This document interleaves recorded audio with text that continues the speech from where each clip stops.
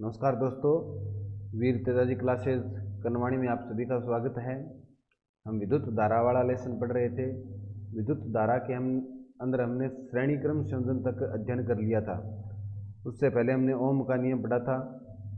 ओम के नियम के बाद में जो प्रतिरोध होता है उसकी निर्भरता के बारे में पढ़ा। ये प्रतिरोध की निर्भरता किस पर होती है? तो प्रतिरोध की जो निर्भरता होती है वो होती है चालक तार के लंबाई के क्या होता है, प्रतिरोध समानुपाती होता है। चालक तार का जो अनुप्रस्थ काट का क्षेत्रफल होता है उसके क्या होता है, व्युत्क्रमानुपाती होता है। और चालक तार का जब दाब बढ़ाएंगे तो प्रतिरोध क्या होगा, बढ़ेगा। तो हमने चालक तार के जो प्रतिरोध है उसकी निर्भरता के बारे में अध्ययन कर लिया था। आज जो हम पढ़ेंगे वो पढ़ेंगे समांतर क्रम संयोजन। श्रेणी क्रम संयोजन के बारे में हमने पढ़ लिया था कि इसके अंदर क्या होता है, धारा का मान क्या रहता है, समान क्या रहता है, समान। और विभवांतर का मान क्या रहता है, अलग अलग क्या रहता है, अलग अलग। किसे कहते हैं श्रेणी क्रम संयोजन? जिसमें चालक तार का जो पहला प्रतिरोध होता है उसका दूसरा सिरा दूसरे प्रतिरोध के पहले सिरे से जुड़े, ऐसा संयोजन क्या कहलाता है, श्रेणी क्रम संयोजन कहलाता है।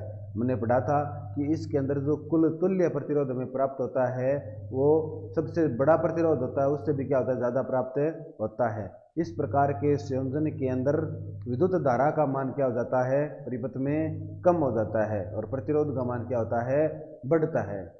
तो श्रेणी क्रम जो संयोजन है उसके बारे में हमने अध्ययन कर लिया था। आज जो हम अध्ययन करेंगे वो करेंगे दोस्तों समांतर क्रम संयोजन में। इसका करेंगे समांतर क्रम संयोजन। समांतर क्रम संयोजन किन का संयोजन कर रहे हैं हम, प्रतिरोधों का। तो प्रतिरोधों का कौन सा अध्ययन पढ़ेंगे हम, समांतर क्रम संयोजन। किसे कहते हैं समांतर क्रम संयोजन? तो इस प्रतिरोध के अंदर, इस संयोजन में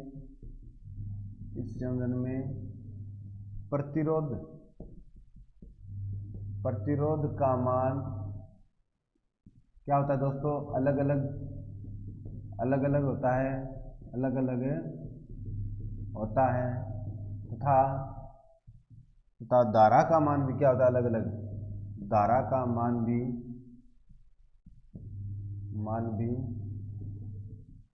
अलग अलग होता है, अलग अलग होता है। परंतु विभवांतर का मान क्या रहता है, विभवांतर का मान समान रहता है। विभवांतर का मान समान रहता है दोस्तों। क्या रहता है, समान रहता है। तो ऐसा संयोजन क्या कहलाता है, समांतर क्रम संयोजन। यानी इस प्रकार के संयोजन के अंदर जो परिपथ होता है, परिपथ में जो प्रतिरोध होते हैं उनका मान क्या रहता है, अलग अलग रहता है। और धारा का मान भी क्या रहेगा, अलग अलग रहेगा। विभवांतर का मान क्या रहता है दोस्तों, समान रहता है। तो इसका हम डायग्राम बनाएंगे। तो डायग्राम देखिएगा।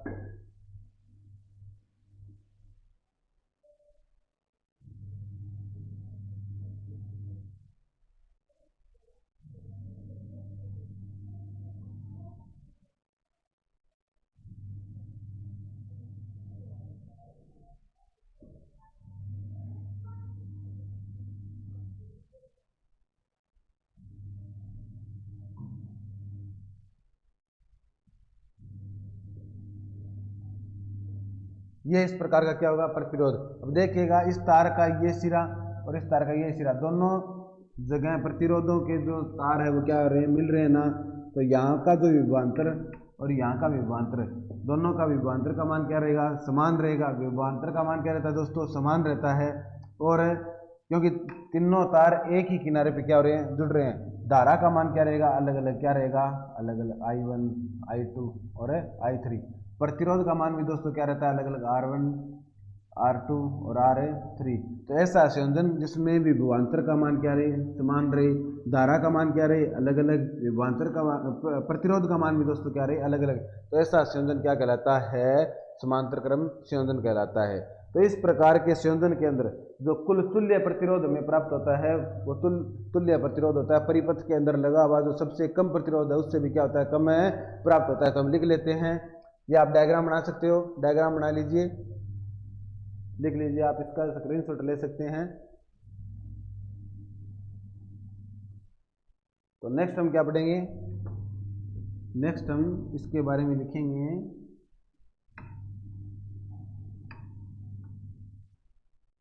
तो इस संयोजन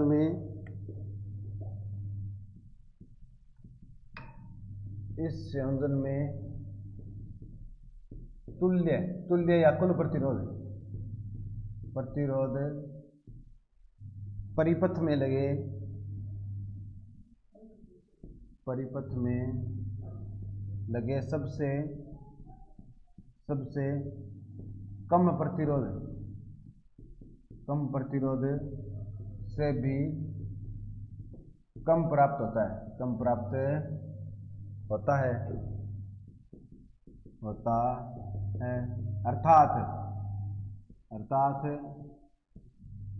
परिपथ में प्रतिरोध का मान क्या होता है दोस्तों? प्रतिरोध का मान घटता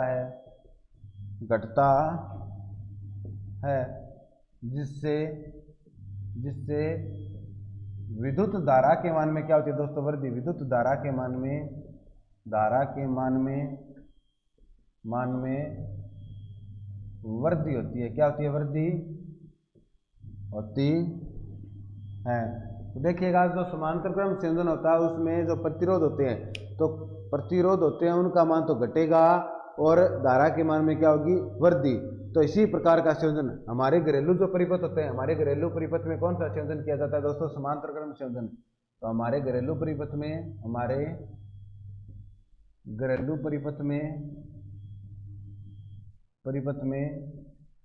उपकरणों का संयोजन समांतर क्रम में किया जाता है। समांतर क्रम में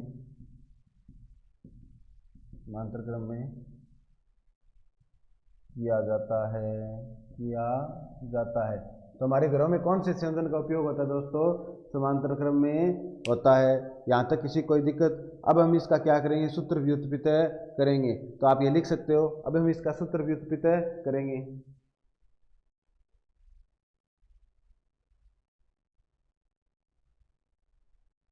तो देखिएगा दोस्तों,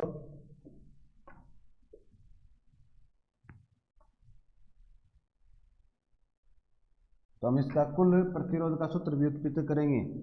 आपको पता है दोस्तों, ओम के नियम से, हमने ओम का नियम पढ़ा था। तो ओम के नियम से आपको पता है विभवांतर के समानुपाती किसके होता है? धारा के। तो V बराबर क्या आता है? IR। क्या आता है? IR। अब इसके अंदर विभवांतर का मान समान है और विद्युत धारा का मान क्या होता है? अलग अलग। तो ओम के नियम से I बराबर क्या हो जाएगा दोस्तों? V upon R। क्या हो जाएगा? V upon R।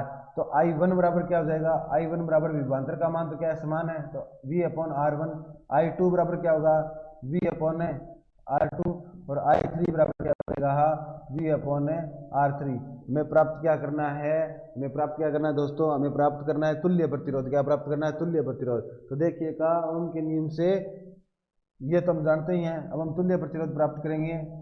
तो I बराबर I1 plus I2 plus I3, क्योंकि इसमें धारा का मान क्या होता है? अलग अलग होता है। तो आपको पता है I बराबर क्या होता है? I बराबर V अपॉन R बराबर है, यहाँ पे क्या होता है? V upon R1। ये मान यहाँ वाला हम कहाँ पे रख देंगे? यहाँ पे रख देंगे। तो V upon R2 plus V upon R3। अब ये V का मान सभी जगह समान है, तो V को क्या ले लेंगे दोस्तों? कॉमन क्या ले लेंगे? कॉमन ले लेंगे। तो ये क्या हो जाएगा? 1 अपॉन R बराबर, यहाँ पे भी V क्या कर लेंगे? कॉमन ले लेंगे। 1 upon R1 plus 1 upon R2 plus 1 upon R3। देखिएगा, इस V को इस तरफ लेके जाएंगे तो ये इसके बट्टे में चले जाएगा, तो V से V क्या हो जाएगा? कट। तो हमें समांतर क्रम संयोजन का जो सूत्र है वो क्या प्राप्त होगा? 1 अपॉन R1 बराबर क्या? 1 अपॉन R बराबर क्या होगा? 1 upon R1 plus 1 upon R2 plus 1 upon R3। और इसी प्रकार चलता रहेगा तो प्राप्त हो जाएगा 1 अपॉन Rn, यानी अन्य प्रतिरोधों के लिए समांतर क्रम संयोजन का सूत्र में क्या प्राप्त होगा? 1 अपॉन R बराबर 1 upon R1 plus R2 plus R3 बराबर है 1 अपॉन Rn। ये हो गया कुल या तुल्य प्रतिरोध प्राप्त हो गया। यहाँ तक कोई दिक्कत है? देखिएगा दोस्तों, हमें ये क्या प्राप्त हो गया? कुल या तुल्य प्रतिरोध प्राप्त हो गया। तो ये आप लिख सकते हो।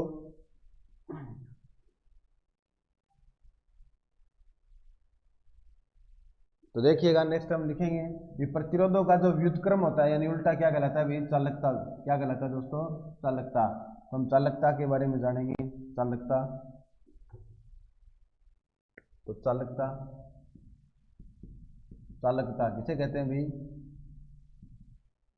प्रतिरोधों के व्युत्क्रम को क्या बोलते हैं दोस्तों? चालकता। क्या बोलते हैं? चालकता। क्या बोलते हैं? चालकता। चालकता को जी से लिखते हैं। किससे लिखते हैं? जी से। तो जी बराबर क्या होता है दोस्तों? 1/r। क्या होता है? 1/r। तो समांतर क्रम संयोजन के लिए चालकता क्या होगी? जी बराबर G1 plus G2 plus G3 dot dot क्या होगा? जी अन्य। समझ में आई क्या बात है? तो जी कुल बराबर क्या होगा? G1 plus G2 plus G3 dot dot G N. क्यों? क्योंकि समांतर क्रम में क्या होता है? आर कुल बराबर या तुल्य बराबर क्या होता है? 1/r1 plus 1/r2 plus 1/r3 dot dot 1/r अन्य प्रतिरोधों के लिए। तो यह होगी चालकता। तो चालकता का सूत्र हम निकालेंगे यहाँ से। क्या होगा? चालकता का सूत्र क्या होगा? प्रतिरोधों का व्युत्क्रम यानी उल्टा क्या कहलाती है? चालकता। इसका अर्थ क्या हुआ दोस्तों? यानी किसी तार के अंदर प्रतिरोध कम है तो उसमें विद्युत का चलन क्या होगा? ज़्यादा होगा। जैसे चांदी है तो चांदी की चालकता क्या होती है? सबसे ज़्यादा होती है। उसके बाद में कॉपर की चालकता भी क्या होती है? ज़्यादा होती है। समझ में आई क्या बात? चालकता सबसे कम किसकी होगी? जैसे कांच हो गया, कागज हो गया, इन सब की चालकता क्या होगी? सबसे कम होगी, क्योंकि इनकी प्रतिरोधकता क्या होती है? ज़्यादा। तो इसीलिए प्रतिरोधकता के व्युत्क्रम को क्या बोलते हैं या उल्टे को क्या बोलते हैं? चालकता बोलते हैं। ये हो गया हमारा समांतर क्रम संयोजन। क्या हो गया? समांतर क्रम संयोजन। अब हम पढ़ेंगे विद्युत धारा के तापीय प्रभाव को। किसको पढ़ेंगे? विद्युत धारा के तापीय प्रभाव को। तो किसको पढ़ेंगे दोस्तों? विद्युत धारा का तापीय प्रभाव। किसने दिया था भाई? जूल ने दिया था। विद्युत धारा का तापीय प्रभाव क्या होता है दोस्तों? विद्युत धारा का तापीय प्रभाव क्या होता है कि हम जानते हैं जब कोई चालक तार होता है तो चालक तार के अंदर हम विद्युत धारा प्रवाहित करते हैं। मान लीजिए कोई चालक तार है, इसके अंदर हम विद्युत धारा प्रवाहित करेंगे तो इसके सिरों में क्या उत्पन्न होगा? विभवांतर। क्या उत्पन्न होगा? विभवांतर। और जैसे विभवांतर उत्पन्न होगा, विभव उत्पन्न होगा, तो इस चालक तार के अंदर जो मुक्त इलेक्ट्रॉन है वो क्या करते रहेंगे? गति करते रहेंगे। यानी इस चालक तार में जो इलेक्ट्रॉन है वो क्या करेंगे? गति करेंगे, मुक्त होंगे। और इलेक्ट्रॉन किस तरफ जाएंगे?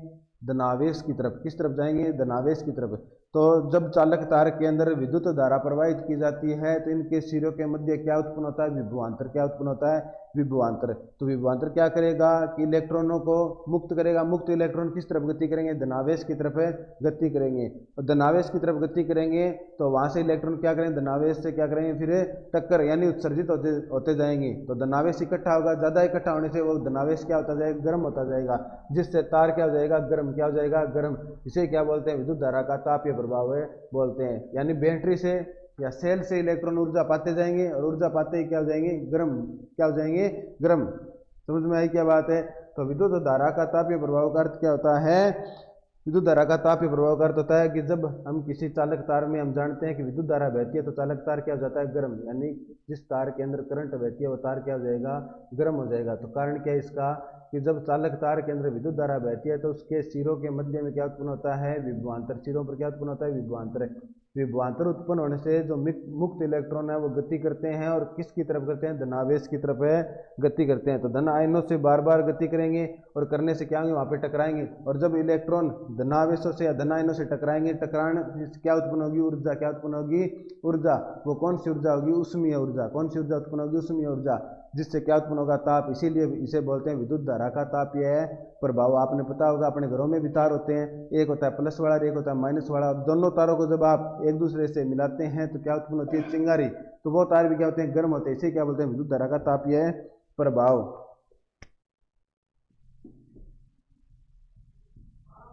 विद्युत धारा बहने पर कोई चालक तार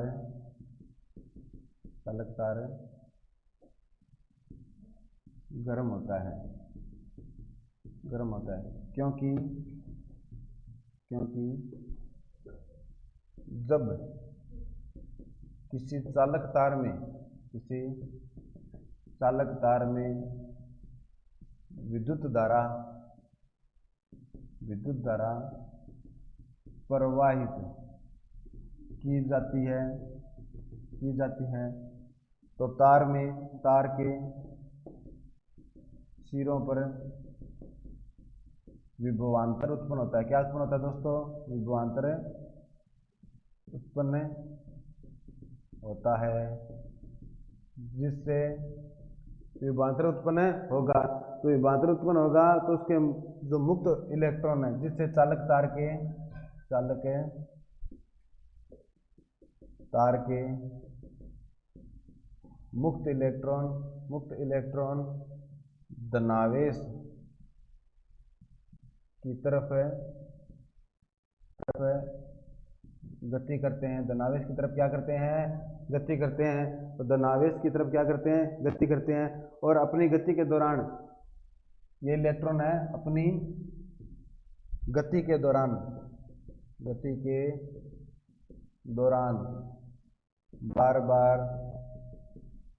बार बार धनायनों से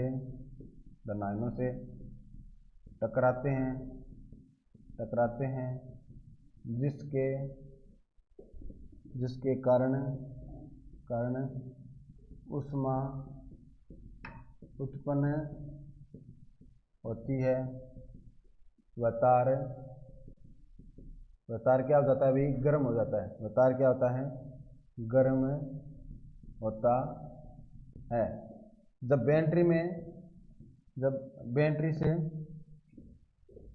बैटरी से ऊर्जा प्राप्त करके इलेक्ट्रॉन मुक्त होकर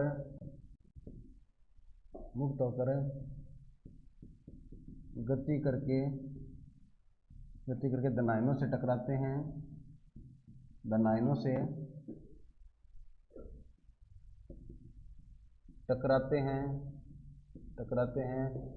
तो इस दौरान विद्युत ऊर्जा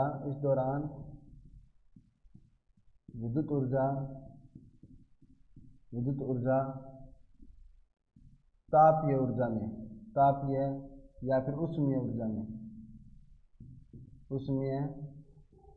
ऊर्जा में बदल जाती है, जिसे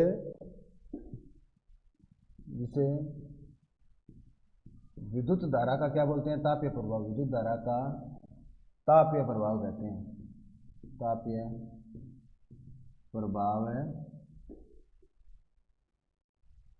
कहते हैं। ये आपका दोस्तों विद्युत धारा का तापीय प्रभाव क्या होता है? जब किसी चालक तार के अंदर विद्युत धारा प्रवाहित करते हैं तो चालक तार में विद्युत धारा प्रवाहित करने से क्या हो जाता है? वो तार गर्म हो जाता है। तो तार के जो सिरों से क्या उत्पन्न होगा? विभवांतर उत्पन्न होते ही तार के जो मुक्त इलेक्ट्रॉन है वो किसकी तरफ गति करेंगे? धनावेश की तरफ गति करेंगे।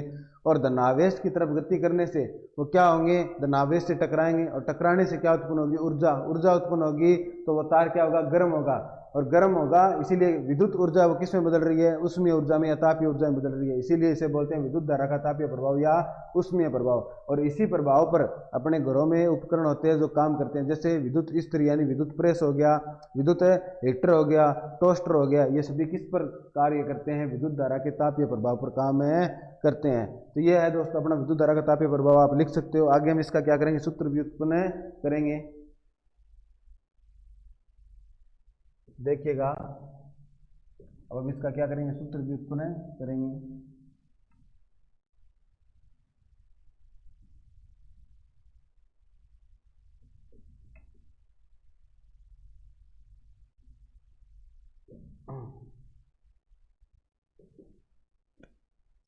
मान लो ये क्या है? कोई चालक है, तार है,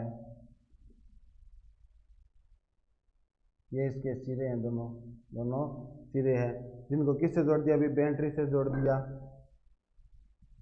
ये किससे जुड़े हुए हैं? दोनों सिरे बैटरी से जुड़े हुए हैं। जैसे ही इसके अंदर हम क्या करते हैं? विद्युत धारा प्रवाहित करते हैं। जैसे इसके अंदर हम विद्युत धारा प्रवाहित करेंगे, इस तार के सिरों के मध्य में क्या उत्पन्न होगा? विभवांतर उत्पन्न होगा। तो जैसे इसमें अपने विद्युत धारा प्रवाहित करेंगे, ये मान लो कोई चालक तार है, ये किससे जुड़ा हुआ है, बैटरी से। तो जैसे इसमें विद्युत धारा प्रवाहित होगी तो इसमें क्या उत्पन्न होगा, विभवांतर।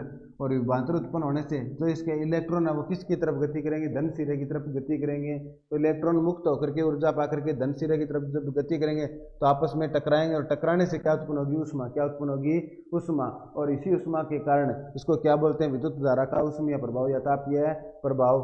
तो देखिएगा इसका प्रतिरोध है जो क्या है, आर। क्या है, आर। ये कोई चालक तार है जिसका विभवांतर क्या है, वी, और प्रतिरोध क्या है, आर है।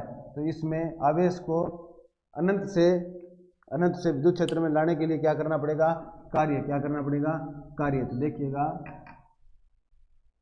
तो इसमें जो आवेश है, तो आवेश है, आवेश क्या भी, धारा इंटू समय।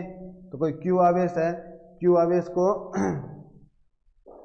तो क्यू आवेश को प्रवाहित करने में मैं क्या करना, क्यू आवेश को प्रवाहित करने के लिए हम क्या करना पड़ेगा, विद्युत धारा का प्रवाह करना पड़ेगा। कितने समय तक है, टी समय तक है। तो क्यू आवेश को प्रवाहित करने के लिए हमें क्या करना पड़ेगा, विद्युत धारा का प्रवाह करना पड़ेगा। तो देखिएगा इस आवेश को तार के एक सिरे से दूसरे सिरे तक प्रवाहित करने के लिए किया गया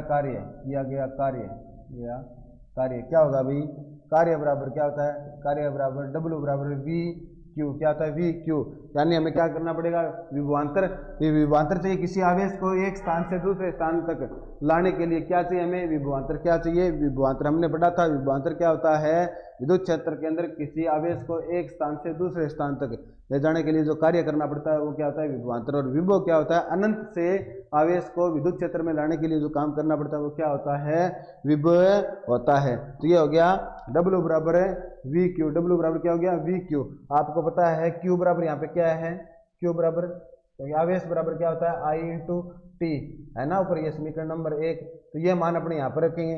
तो W बराबर क्या हो गया दोस्तों, V इंटू आई टी।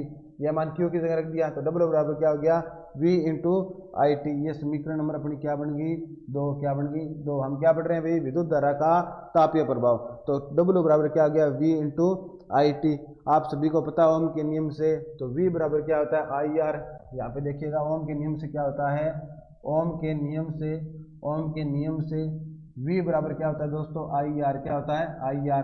तो ये मान अपने कहाँ पे रख दें, समीकरण नंबर 2 में रख देंगे। समीकरण नंबर 2 में मान रखने पर ये मान अपने यहाँ पे रखेंगे। तो W बराबर V की जगह क्या रखना है दोस्तों, आई आर। तो आई आर, वापिस ये लिख देंगे आई टी।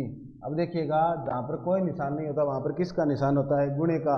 तो आई को आई से गुणा करेंगे तो यहाँ पे क्या हो जाएगा, W बराबर क्या हो जाएगा दोस्तों, आई स्क्वायर आर टी। ये अपना क्या हो गया, विद्युत धारा के तापीय प्रभाव का सूत्र हो गया जो आपके अर्धवार्षिक में आया था। ये हो गया विद्युत धारा के तापीय प्रभाव का सूत्र। देखिएगा कोई आवेश है, उस आवेश को प्रवाहित होने के लिए अपने को क्या करना पड़ेगा, कोई आवेश को प्रवाहित होने के लिए 30 में तक हमें क्या करना पड़ेगा, विद्युत धारा प्रवाहित करनी पड़ेगी। तो विद्युत धारा प्रवाहित करेंगे तो कोई तार है, तार के अंदर आवेश उत्पन्न होगा, यानी मुक्त इलेक्ट्रॉन उत्पन्न होंगे, वो क्या करेंगे, धनावेश की तरफ गति करेंगे। तो इस आवेश को तार के एक सिरे से दूसरे सिरे तक ले जाने के लिए हमें क्या करना पड़ेगा, कार्य। और कार्य क्या होता है, W बराबर क्या होगा, वी क्यू आता है किसी आवेश को एक सिरे से दूसरे सिरे तक पहुंचाने के लिए किया गया कार्य क्या कहलाता है, विभवांतर, यानी V कहलाता है। और Q क्या है, आवेश है। तो ये W बराबर क्या हो गया, वी क्यू। हम जानते हैं Q बराबर क्या होता है, आई टी। तो इसका मान यहाँ पे रखा, तो W बराबर वी आई टी। आप जानते हो ओम के नियम से V बराबर क्या होता है दोस्तों, आई आर। तो आई आर का मान यहाँ पे रखेंगे तो हमें कार्य का सूत्र या विद्युत ऊर्जा का सूत्र क्या प्राप्त होगा, आई स्क्वायर आर टी। ये किसका सूत्र है, विद्युत ऊर्जा का सूत्र है। ये क्या है अभी, विद्युत ऊर्जा का सूत्र है, विद्युत ऊर्जा का सूत्र है। अब देखिएगा आपको पता है आगे यहाँ तक कोई दिक्कत है तो हम नेक्स्ट करेंगे।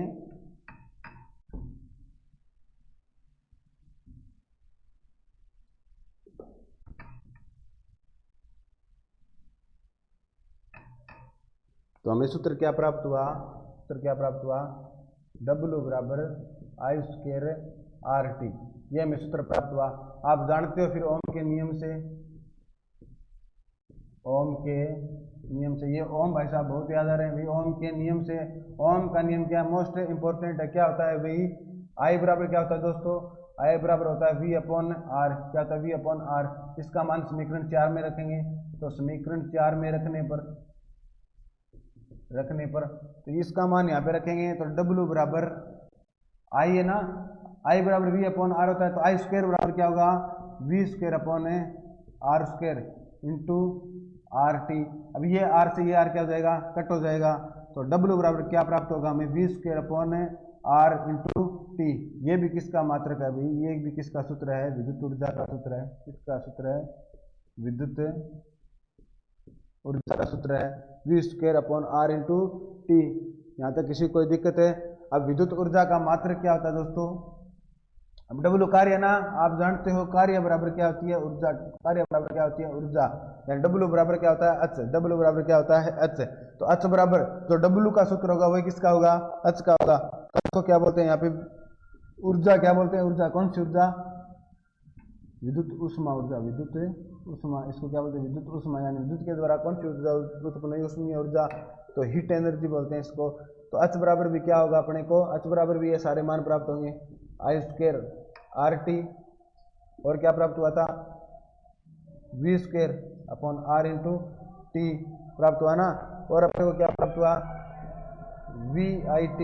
ये सभी किसके मान हैं, ये सभी किसके मान है दोस्तों, ये सभी किसके मान हैं, विद्युत ऊष्मा के मान है। ये सभी सूत्र किसके हैं, विद्युत ऊष्मा के सूत्र। ये हो गया हमारा विद्युत धारा का तापीय प्रभाव, समझ में आया क्या यहाँ तक, ये हो गया विद्युत धारा का तापीय प्रभाव। और इसका सूत्र क्या होता है, ऊष्मा का सूत्र का जो मात्रक होता है किस में मापते हैं, जूल में, किस में मापते हैं, जूल में। तो ऊर्जा को किस में मापते हैं दोस्तों, जूल में मापते हैं, किस में मापते हैं, जूल में। तो आपको ध्यान रखना है, विद्युत ऊष्मा का या विद्युत ऊर्जा का मात्रक क्या होता है, जूल पूछ सकते हैं, तो मात्रक क्या होगा, जूल होगा। नेक्स्ट हम क्या पढ़ेंगे, विद्युत शक्ति, क्या पढ़ेंगे, विद्युत शक्ति, क्या पढ़ेंगे, विद्युत शक्ति। एक जूल में कितनी ऊर्जा होती है पता है क्या अभी, 4.2 कैलोरी ऊर्जा होती है। इसको हम ऊर्जा के रूप में भी निरूपित कर सकते हैं।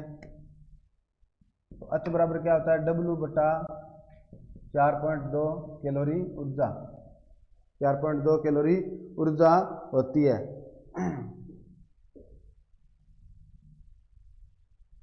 तो इसको अपने आगे लिख सकते हैं। तो H बराबर क्या था आपको पता ही था, VIT बटा 4.2 कैलोरी, या इसी को आगे ऐसे भी लिख सकते हैं, I स्क्वायर RT बटा 4.2 कैलोरी, इसी को ही आगे लिख सकते हैं। H बराबर है V square R into 4.2 calorie into T। ये किसके मान है, सभी किसके मान है, विद्युत ऊष्मा के मान है। यहाँ तक किसी को कोई दिक्कत दोस्तों। तो आगे हम पढ़ेंगे विद्युत शक्ति, क्या पढ़ेंगे, विद्युत शक्ति, विद्युत शक्ति पढ़ेंगे।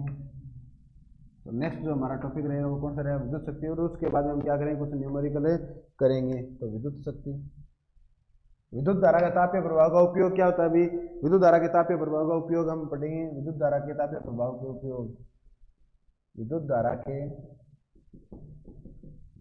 तापीय प्रभाव का उपयोग, क्या होता है उपयोग, तो क्या होता है, विद्युत प्रेस में विद्युत धारा के तापीय प्रभाव का उदाहरण क्या है। तो विद्युत धारा जब कहाँ से गुजरती है, विद्युत धारा जब उच्च प्रतिरोध से गुजरती है, विद्युत धारा जब उच्च प्रतिरोध से गुजरती है तो उसे क्या कर देती है, गर्म कर देती है। तो उसे गर्म कर देती है, जिसका उपयोग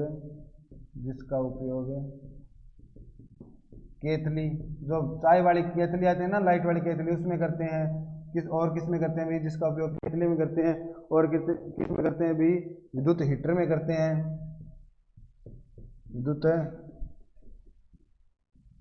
हीटर में करते हैं, प्रेस जो विद्युत इस्त्री आती है उसमें करते हैं, टोस्टर इसमें करते हैं। इन सभी में किसका उपयोग करते हैं? इनका उपयोग करते हैं। तो विद्युत जो तापन होते हैं, अब जो विद्युत उच्च प्रतिरोध वाले तार होते हैं, जो विद्युत तापन होते हैं, वो कौन सी उष्मा उत्पन्न करते हैं? अभी उष्मा उत्पन्न करते हैं, जिससे क्या उत्पन्न होता है? अभी प्रकाश। तो प्रकाश उत्पन्न करने में भी किसका उपयोग है? विद्युत धारा के तापीय प्रभाव का उपयोग है। तो जैसे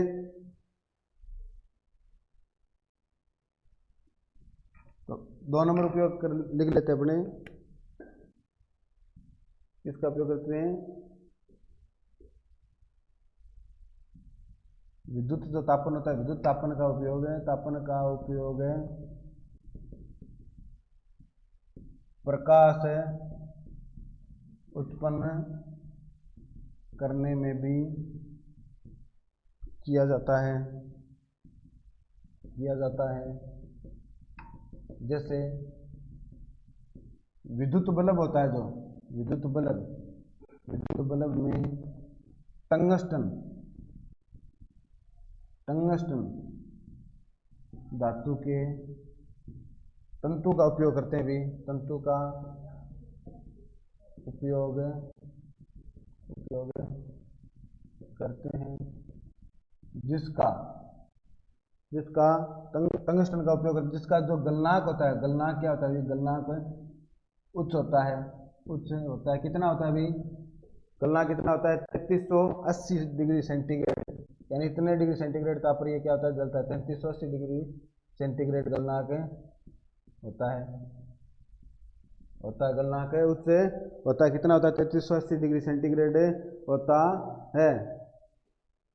तो जिसमें जो टंगस्टन का फिलामेंट है उसमें प्रवाहित होने वाली विद्युत धारा को किसमें बदल देगा? अभी प्रकाश की ऊर्जा में बदल देगा।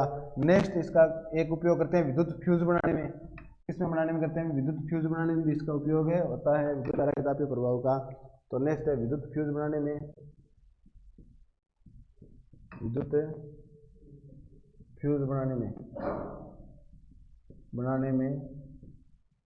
भी हम इसका उपयोग करते हैं विद्युत। तो जो फ्यूज होता है, फ्यूज ऐसी मिश्र धातु से बनता है, ऐसी मिश्र धातु से बनता है जिसका गलनांक क्या होता है? जिसका गलनांक क्या होता है? जिसका गलनांक क्या होता है? उचित होता है। जैसे कौन सी धातु का उपयोग करते हैं? भी कौन सी धातु का उपयोग करते हैं? Aluminium, lead, iron. एल्यूमिनियम,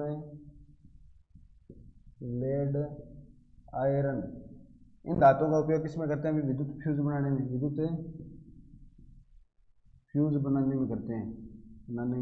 करते हैं। तो ये हो गया दोस्तों विद्युत धारा का तापीय प्रभाव। क्या होता है विद्युत धारा का तापीय प्रभाव?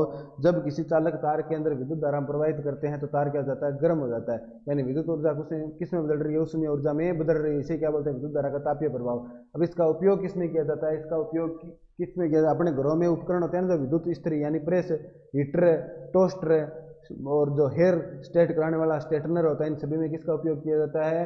विद्युत धारा के तापीय प्रभाव का उपयोग किया जाता है। इसके बाद में हमने पढ़ा, और इसका उपयोग किसमें होता है भाई? विद्युत ऊर्जा से प्रकाश ऊर्जा उत्पन्न की जाती है, यानी जो विद्युत बल्ब होता है उसका जो फिलामेंट होता है वो किसका बना होता है दोस्तों? टंगस्टन धातु का बना होता है, क्योंकि इसका गलनांक क्या होता है? किसी वस्तु को गलाने के लिए जो तापमान चाहिए वो क्या होता है? गलनांक कहलाता है। यानी जो वस्तु ठोस अवस्था से द्रव अवस्था में जिस ताप पर बदलती है वो ताप कौन सा होता है? गलनांक होता है। तो देखिएगा टंगस्टन का गलनांक होता है बहुत उच्च, कितना होता है? 3380 डिग्री सेंटीग्रेड होता है। इसीलिए जो टंगस्टन का फिलामेंट होता है वो विद्युत ऊर्जा को किसमें बदलता रहता है? उष्मीय ऊर्जा में यानी प्रकाशीय ऊर्जा में बदलता रहता है, जिससे क्या उत्पन्न होता है? प्रकाश उत्पन्न होता है। इसका उपयोग और किसमें करते हैं? विद्युत फ्यूज में करते हैं। विद्युत फ्यूज होता है वो किसी धातु के तार से बना हुआ होता है, जिसमें हम किसका उपयोग करते हैं? मिश्र धातु का। जैसे कौन सी होती है? एल्यूमिनियम होगी, लेड होगी, आयरन होगी, इन मिश्र धातुओं का उपयोग करते हैं। ये उचित गलनांक वाले होते हैं। अब इनका मान जैसे ज़्यादा निकलेगा, उचित गलनांक से जैसे मान ज़्यादा होता है तो ये युक्तियाँ क्या हो जाती है? फ्यूज क्या हो जाते हैं? टूट जाते हैं, जिससे परिपथ में आगे धारा प्रवाहित नहीं होगी और हमारे घरों में जो उपकरण होंगे वो क्या नहीं होंगे, खराब नहीं होंगे। अब इसका एक लास्ट टॉपिक है दोस्तों, जिसका नाम क्या है, लास्ट टॉपिक का नाम है विद्युत शक्ति। उसके बाद में हम न्यूमेरिकल करेंगे। तो नेक्स्ट हम पढ़ेंगे विद्युत शक्ति।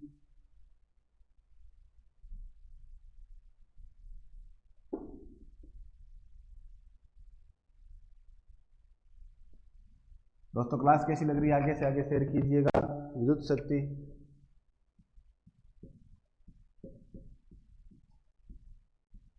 विद्युत शक्ति, विद्युत शक्ति जिसे क्या बोलते हैं इंग्लिश में दोस्तों, इलेक्ट्रिक पावर, इलेक्ट्रिक विद्युत शक्ति। तो विद्युत शक्ति किसे बोलते हैं दोस्तों, विद्युत शक्ति किसे बोलते हैं, किसी विद्युत परिपथ में ऊर्जा का क्या होता है, क्षय, ऊर्जा का क्या होता है, क्षय होता है। तो क्षय होने की दर या कार्य करने की दर क्या कहलाती है, विद्युत शक्ति। किसी विद्युत परिपथ में, किसी विद्युत परिपथ में ऊर्जा के क्षय होने की दर, क्षय होने की दर या कार्य करने की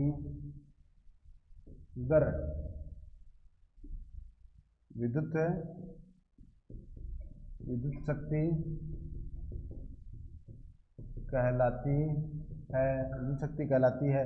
इसको P से लिखते हैं, किससे लिखते हैं दोस्तों, इसको P से लिखते हैं, तो P बराबर क्या होता है, P बराबर W/T। यानी विद्युत शक्ति क्या है, किसी विद्युत परिपथ में कार्य करने की जो दर होती है या ऊर्जा की क्षय करने की जो दर होती है उसे क्या बोलते हैं, विद्युत शक्ति। तो P बराबर W/T। तो आपने पढ़ा था कि W बराबर क्या होता है, पीछे हमने पढ़ा था W बराबर क्या होता है, VQ। क्या होता है, VQ। तो यहाँ पे मान रख देंगे W बराबर क्या होगा दोस्तों, VQ/T।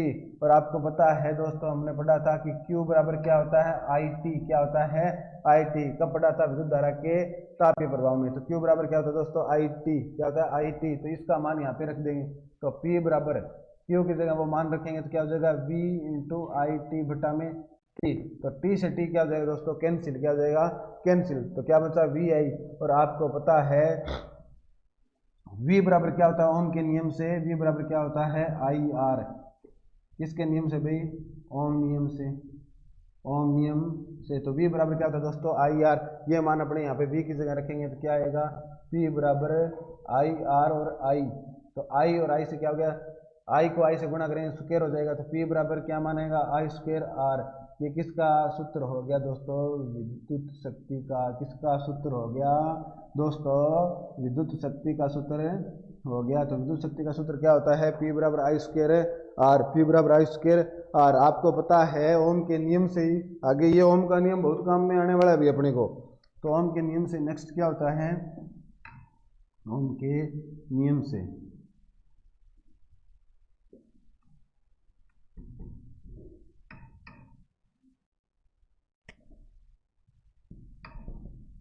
ओम के नियम से क्या होता है अभी, ओम के नियम से I बराबर क्या होता है दोस्तों, V/R। तो वो मान अपने वहाँ पे रख देंगे। कहाँ पर, क्या था, P बराबर I²R था ना। तो I बराबर क्या होगा, V/R। तो क्या हो जाएगा, तो P बराबर I²/R²। क्या हो जाएगा, सॉरी V²/R²। इंटू में क्या है, R। तो R से R कटेगा तो क्या रह जाएगा, सूत्र है P बराबर है V²/R। V²/R, V²/R। V का मात्रक क्या होता है, वोल्ट। और R का मात्रक क्या होता है, ओम। क्या होता है, ओम होता है।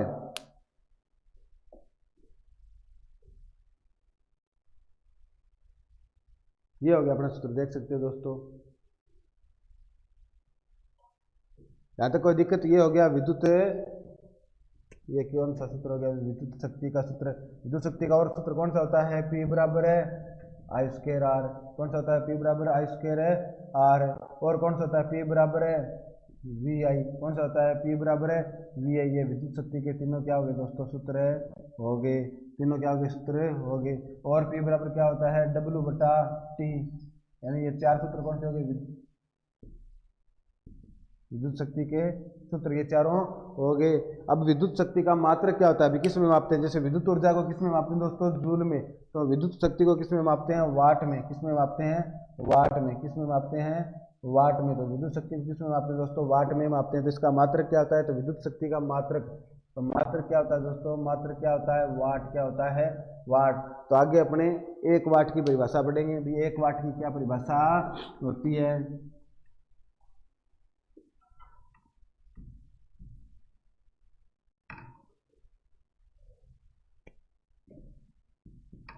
1 वाट की परिभाषा।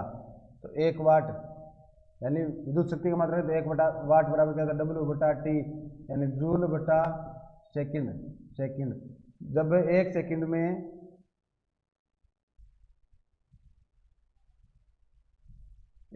में 1 जूल कार्य कर दिया जाए, 1 सेकंड में 1 जूल कार्य करने पर 1 वाट शक्ति 1 वाट शक्ति होती है। यानी 1 सेकंड में जब हमने 1 जूल कार्य कर दिया, तो 1 सेकंड में 1 जूल कार्य कर दिया, तो परिपथ में कितनी शक्ति लगती है? अभी 1 वाट शक्ति कहलाती है। तो 1 सेकंड में 1 जूल कार्य करने पर 1 वाट शक्ति होती है। यह हो गया अपने 1 वाट की परिभाषा। तो देखिएगा अब फिर शक्ति का मात्रक होता है किलोवाट। क्या होता है? किलोवाट। तो 1 किलोवाट में कितने वाट होते हैं? अभी 1 किलोवाट में 1000 वाट। कितने वाट होते हैं? 1000 वाट होते हैं। फिर एक शक्ति का मात्रक आता है HP। जिसे क्या बोलते हैं? अश्व शक्ति। क्या बोलते हैं? अश्व शक्ति, यानी घोड़े की शक्ति।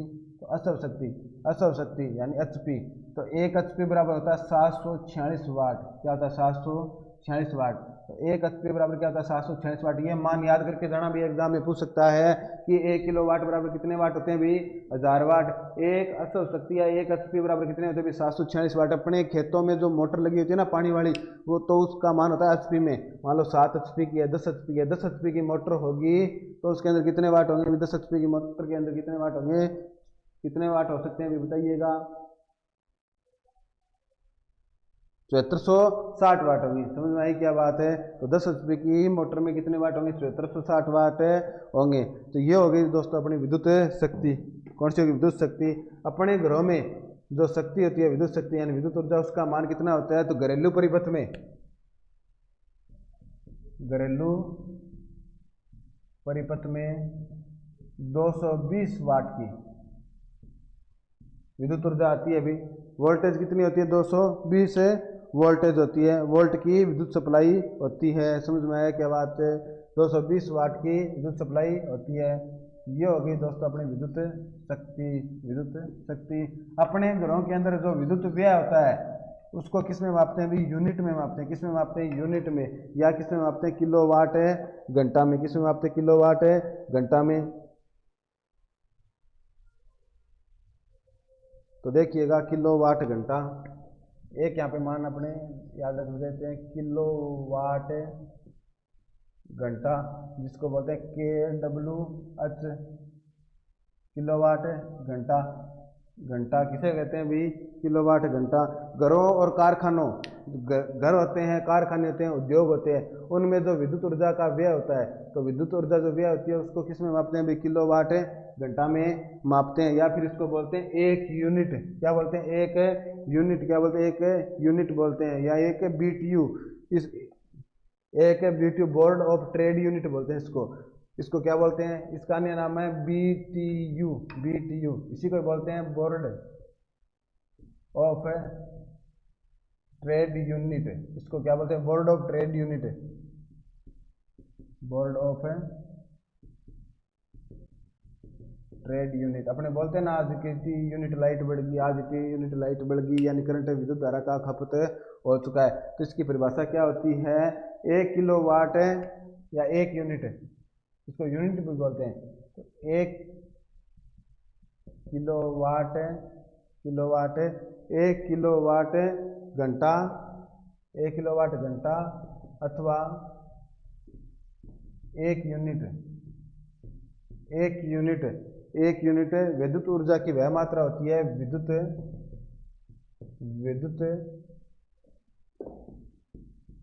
ऊर्जा की वह मात्रा होती है, ऊर्जा की वह मात्रा होती है जो 1 किलोवाट वाला विद्युत परिपथ है वो 1 घंटे तक चले। वह मात्रा होती है जिसमें 1 किलोवाट वाला विद्युत उपकरण, विद्युत शक्ति 1 किलोवाट वाला विद्युत शक्ति 1 किलोवाट वाला 1 किलोवाट वाले विद्युत परिपथ वाले विद्युत शक्ति 1 घंटे तक चले, 1 घंटे तक चले तो वो क्या होगी भाई, 1 किलोवाट घंटा ऊर्जा। इसका अर्थ क्या हुआ, मान लो कोई अपने 1 किलोवाट का कोई घर पे कोई मान लो उपकरण है, उसको हम 1 घंटे तक चलाएंगे। 1 किलोवाट का कोई उपकरण, मान लो एक विद्युत मोटर है जिसका शक्ति क्या होती है 1 किलोवाट। कितनी शक्ति होती है 1 किलोवाट। उसको अपने अगर 1 घंटे तक चलाएंगे तो हमारे कितनी यूनिट ऊर्जा की खपत होगी भाई, 1 यूनिट। कितनी यूनिट ऊर्जा की खपत होगी, 1 यूनिट। इसे क्या बोलते हैं, 1 यूनिट, 1 किलोवाट घंटा। इसका अर्थ क्या हुआ कि कोई उपकरण जिसका मान क्या है 1 किलोवाट, क्या मान है 1 किलोवाट, यानी उनकी शक्ति क्या है 1 किलोवाट। अगर उसको हम 1 घंटे तक चलाएंगे तो हमारे मीटर में कितनी यूनिट बढ़ जाएगी, 1 यूनिट बढ़ जाएगी। समझ में आई क्या बात है। तो ये हो गया अपना पाठ। अब अपने क्या पढ़ेंगे इसके अंदर, क्योंकि आपको थोड़ा सा क्या कराया है, जल्दी में थ्योरी करवाई। अब हम पढ़ेंगे न्यूमेरिकल। क्या पढ़ेंगे दोस्तों, न्यूमेरिकल पढ़ेंगे। तो अब हम न्यूमेरिकल पढ़ेंगे अपने पाठ में से।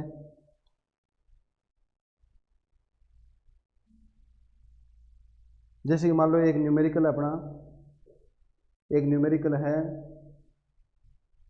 दोस्तों 2 ओम, एक न्यूमेरिकल है 2 ओम, 3 ओम तथा 6 ओम तथा 6 ओम के 3 प्रतिरोध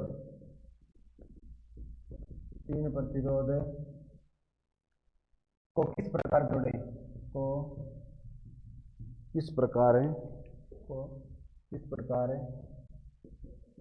जोड़े कि तुल्य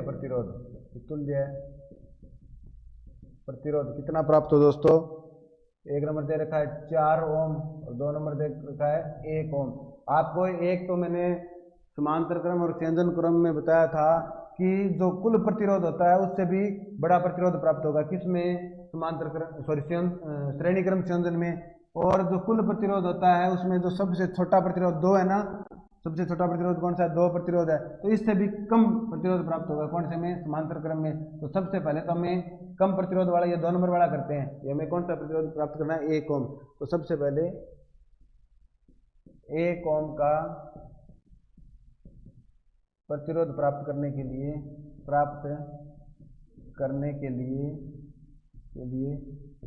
प्रतिरोधकों को समांतर क्रम में जोड़ेंगे। किसमें जोड़ेंगे, समांतर क्रम में। हमने पढ़ा था कि समांतर क्रम संयोजन में जो तुल्य प्रतिरोध या कुल प्रतिरोध प्राप्त होता है वो परिपथ में लगे सबसे छोटे प्रतिरोध से भी क्या प्राप्त होता है, कम प्राप्त होता है। तो देखिएगा,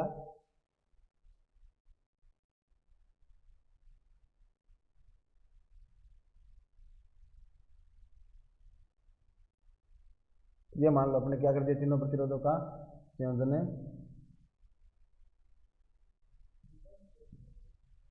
कर दिया, जिसमें एक है 2 ओम का, एक है 3 ओम का और एक कितने का है, 6 ओम का है। ये तीनों प्रतिरोधों का हमने क्या कर दिया, संयोजन। और कौन सा संयोजन है दोस्तों, ये समांतर क्रम संयोजन है। तो समांतर क्रम संयोजन का सूत्र क्या होता है, 1/r बराबर 1/r1 plus 1/r2 plus 1/r3, 1/r3। तो देखिएगा मान रख देंगे, यहाँ तक कोई दिक्कत है। अब हम मान रखेंगे, डायग्राम बना दिया ना आपने, तो देखिएगा मान रखेंगे इसका। तो 1/r यानी कुल हमें प्राप्त करना है, 1/r1। r1 का मान कितना है अभी, 1/2 प्लस r2 का मान कितना है 1/3 प्लस r3 का मान कितना है 1/6। अब हम तीनों का क्या लेंगे, एलसीएम। क्या लेंगे, एलसीएम। एलसीएम लेना आता है ना, एलसीएम लेना नहीं आता है तो इस प्रकार से ले लेना, देख लेना 2, 3, 6 इनका आप एलसीएम लोगे। अगर नहीं आता हो तो इस प्रकार रूप में आप ले सकते हो। तो सबसे पहले अपने को छोटी छोटी संख्या का भाग देना है, इसमें 2 का तो 2 में 1 3 में जाएगा नहीं, और यह क्या हो जाएगा 3। अब किसका जाएगा 3 का जाएगा 1 1 1। अब इन दोनों को गुणा कर देंगे, इसका एलसीएम क्या आएगा दोस्तों 6 आएगा। क्या आएगा 6 आएगा। तो देखिएगा ऐसे रफ में आप एलसीएम ले लेना सीख लेना। तो इसका एलसीएम क्या है 6। अब 6 को क्या करना है आपको, इस 2 से क्या देना है भाग देना है, यानी बट्टे वाली जो संख्या होगी उसमें तो क्या देना है भाग, और ऊपर वाले से क्या करना है दोस्तों गुणा। तो 6 का 2 से भाग दोगे कितना आएगा 3। तो 3 को 1 से गुणा करोगे कितना आएगा 3। 6 का 3 में भाग दोगे कितना आएगा 2। कितना आएगा 2। 2 को 1 से गुणा करोगे तो 2। 6 का 6 में भाग दोगे कितना आएगा दोस्तों 1, और 1 का 1 से गुणा करोगे कितना आएगा 1।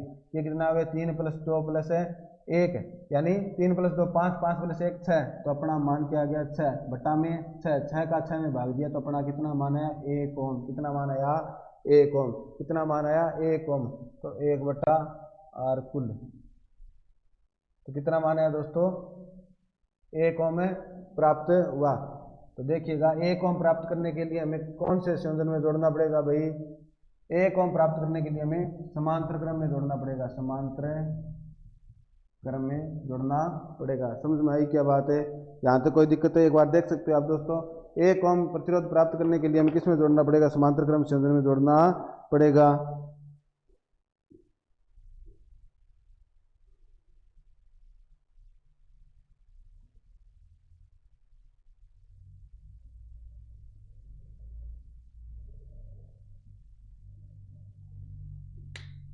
अब देखिएगा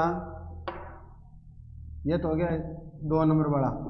अब हमें क्या पूछा है कि हमें 4 ओम प्रतिरोध प्राप्त हो। अब देखो श्रेणी क्रम में क्या प्राप्त होता है देख लेना। श्रेणी क्रम जो संयोजन होता है उसकी निशानी क्या होती है, जो परिपथ में सबसे बड़ा प्रतिरोध होता है ना दोस्तों उससे भी ज्यादा प्राप्त होता है। तो 6 से ज्यादा प्राप्त होगा, परंतु हमें पूछा क्या है 4 ओम। क्या पूछा है 4 ओम। और समांतर क्रम की पहचान क्या होती है, परिपथ में जो लगा हुआ परिपथ है उसमें जो सबसे छोटा परिपथ होगा प्रतिरोध होगा उससे भी कम प्राप्त होगा। ये कौन बोल रहा है समांतर क्रम। और श्रेणी क्रम बोल रहा है जो सबसे बड़ा होगा उससे भी ज्यादा। पर हमें मान दिया 4 ओम का, तो हम क्या करेंगे 4 ओम का मान प्राप्त करने के लिए 1 को जोड़ देंगे श्रेणी क्रम में, 2 को जोड़ देंगे समांतर क्रम में। तो हम क्या करेंगे भाई इसके अंदर क्या करेंगे हम क्या करेंगे 3 ओम व 4 ओम के प्रतिरोध को समांतर क्रम, और समांतर को क्या बोलते हैं दोस्तों पार्श्व क्रम बोलते हैं। क्या बोलते हैं पार्श्व क्रम में जोड़ेंगे तथा 2 ओम को श्रेणी क्रम में जोड़ेंगे। देख लेना दोस्तों इस प्रकार हम जोड़ेंगे। ये मान लो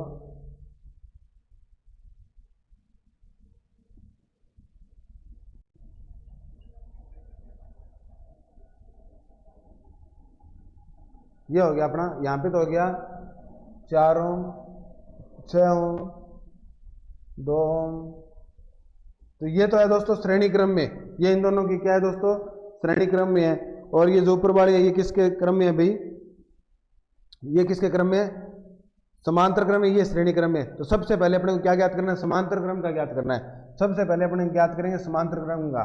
तो समांतर क्रम बराबर क्या होता है 1 बटा आर कुल बराबर क्या होता है 1 बटा 4 प्लस 1 बटा 6। 1 बटा 4 प्लस 1 बटा 6 होता है, होता कि नहीं होता दोस्तों 1 बटा 4 प्लस 1 बटा 6 होगा। जब हम इसका क्या लेंगे एलसीएम, तो देखना क्या लेंगे हमें एलसीएम, देखना वही तरीका 4 6 2 3 फिर 2 3 फिर 3। तो एलसीएम हमें क्या प्राप्त होगा इसका 12। क्या प्राप्त होगा 12 प्राप्त होगा। तो 1 बटा आर बराबर एलसीएम कितना प्राप्त हुआ दोस्तों 12। क्या प्राप्त हुआ 12। 12 का 4 में भाग दिया कितना आता है 3। 3 का 1 से 3। 12 का 6 में भाग दिया 2। 2 का अपने क्या करेंगे 1 से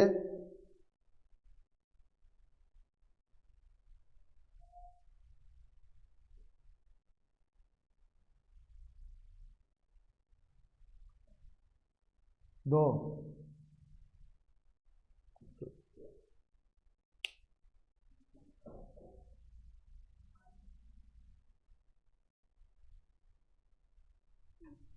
ये यहाँ पे अपना थोड़ा सा क्या हो गया सॉरी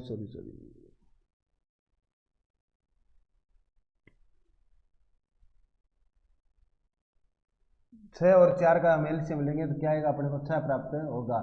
6 प्राप्त होगा।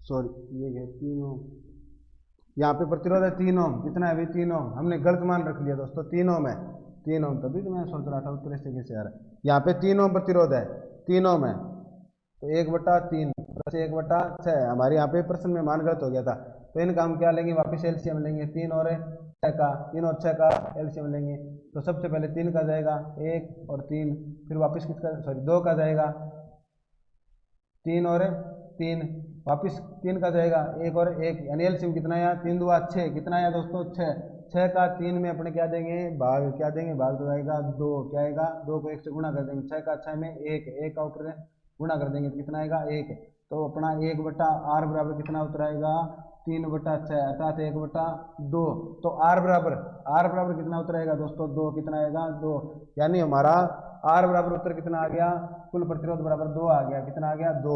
अब हम इन दोनों को किस में जोड़ देंगे, श्रेणी क्रम में जोड़ेंगे, तो अब श्रेणी क्रम में जोड़ने पर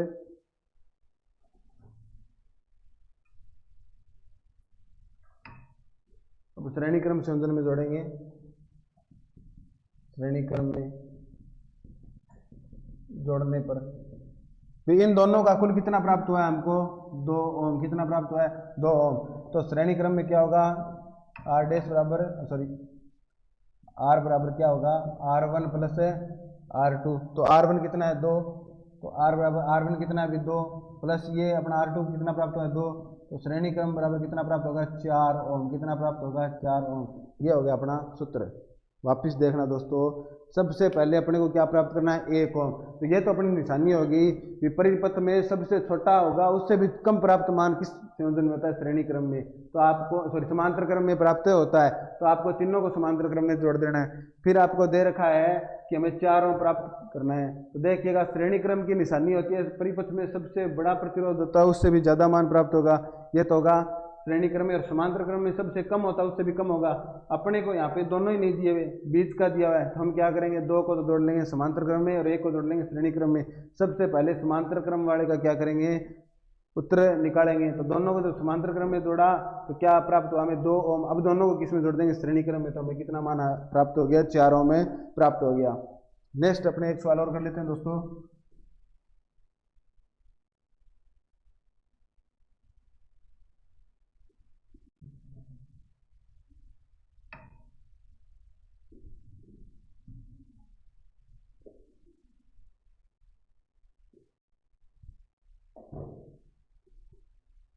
एक न्यूमेरिकल अपने और कर लेते हैं।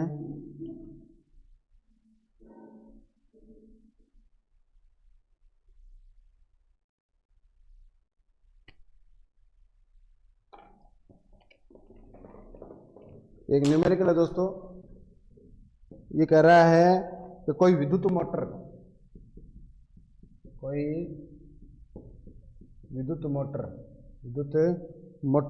220 वोल्ट के विद्युत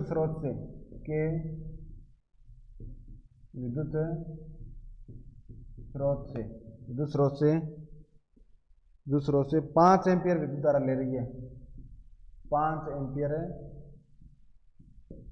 विद्युत धारा लेती है। इधर मोटर की शक्ति निर्धारित कीजिए, मोटर की शक्ति ज्ञात करो तथा साथ में क्या दे रखा है, मोटर द्वारा उपयोग की गई ऊर्जा,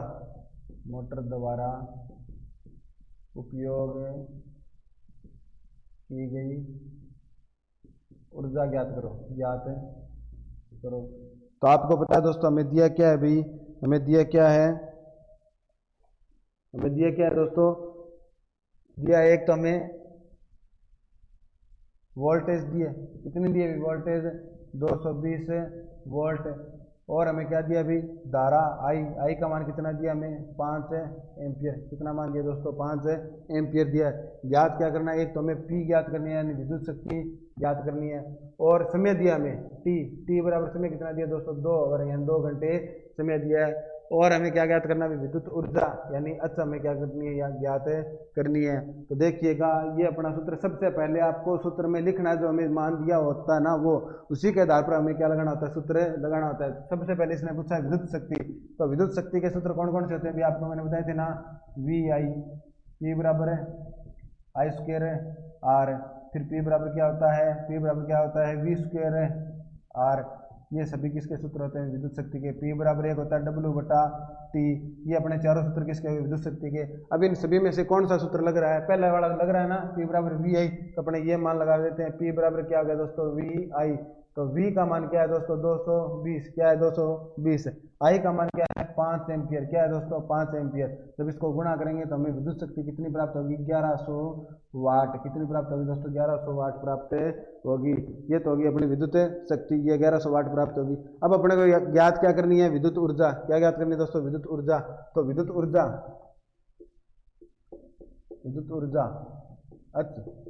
H या W या H बराबर क्या होता है दोस्तों, PT।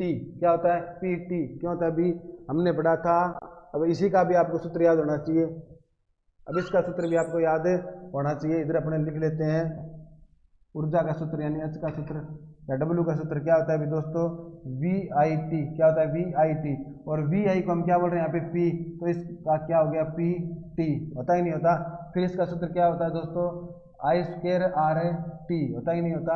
फिर इसका सूत्र क्या होता है दोस्तों, V square upon R into T. ये सभी किसके सूत्र होते हैं, विद्युत ऊर्जा के सूत्र होते हैं। अब इनमें से कौन सा लग रहा है दोस्तों, पहला ये सूत्र लग रहा है, कौन सा, H बराबर PT। P का मान अपने यहाँ पे है ही है, कितना है दोस्तों, P का मान 1100 वाट है। और T का मान कितना है दोस्तों, 2 घंटे है।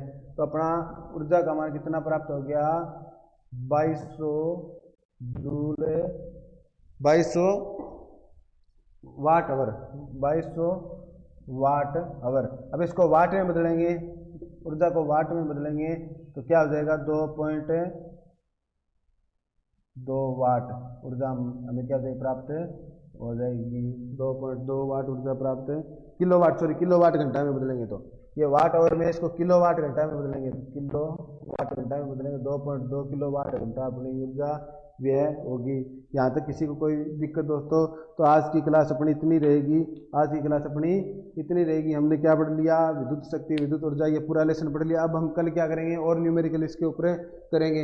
ये कह रहा है कोई मोटर अपने घर में, तो घर में कोई मोटर है, वो 220 वोल्ट के विद्युत स्रोत से ऊर्जा प्राप्त कर रही है। अपने घरों में जो ऊर्जा आती है वो 220 वोल्ट की आती है, तो उसमें क्या लगी है, कोई मोटर लगी हुई है। वो क्या कर रही है, 5 एम्पियर की विद्युत धारा ले रही है। उस स्रोत से कितनी धारा का वो खपत कर रही है, 5 एम्पियर की खपत कर रही है। अब ये कह रहा है कि एक तो उसकी शक्ति ज्ञात करनी है, मोटर की पावर क्या है, वो 5 एम्पियर धारा ले रही है, तो उसकी पावर क्या है, तो पावर कितनी आ रही है, 1100 वाट की है मोटर। कितने वाट की है दोस्तों, 1100 वाट की है। फिर दूसरा, यानी 1 HP से बड़ी है मोटर। दूसरा ये पूछ रहा है, मोटर द्वारा उपयोग की गई ऊर्जा भी इतनी देर में उसने कितनी ऊर्जा उपयोग कर ली, 2 घंटे के अंदर कितनी ऊर्जा उपयोग कर ली। तो मोटर द्वारा 2 घंटे के अंदर कितनी ऊर्जा उपयोग की जा रही है, तो कितनी की जा रही है दोस्तों, 2.2 किलोवाट घंटा, यानी 2.2 यूनिट ऊर्जा उसने अपने मीटर के अंदर कितनी यूनिट चली गई, 2 घंटे अगर वो चल रही है तो 2.2 यूनिट चली गई। समझ में आई क्या दोस्तों, ये है अपने आज की क्लास। तो क्लास कैसी लगी बताइए, क्लास को आगे से आगे शेयर कीजिए, अपने दोस्तों तक पहुंचाइए। इसी के साथ सभी को राम राम, धन्यवाद। जय वीर तेजा जी की जय हिंद।